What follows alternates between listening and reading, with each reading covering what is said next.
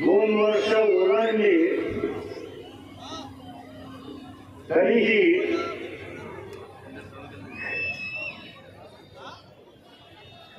यांचा काही समझोता झाला नाही। काँग्रेस, राष्ट्रवादी,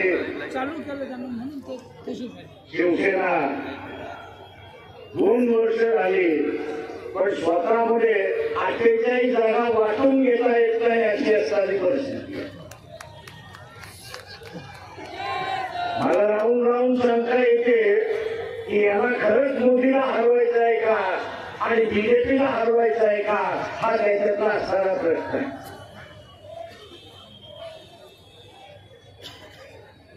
त्याचा महत्वाचा भाग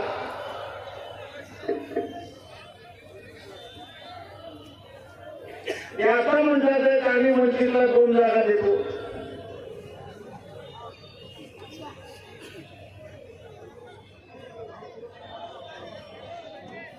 मी काँग्रेसवाल्यांना म्हटलं कुठे 2 जागा देतात त्या सांगा। एवढे प्रकाश आमचाच वाटत झालं नाही तर तुम्हाला कुठून 2 देणार?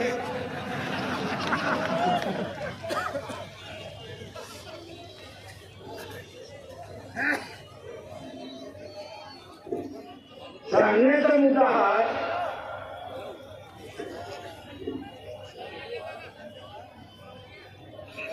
की ह्याला युती करायची नाही म्हणून कोणतरी बळीचा